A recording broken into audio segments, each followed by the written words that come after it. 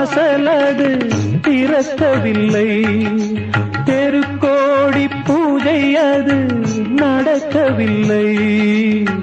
தேவதையை காண்பதற்கு வழியும் இல்லை, தேன்மொழியை கேட்பதற்கு வகையும் இல்லை.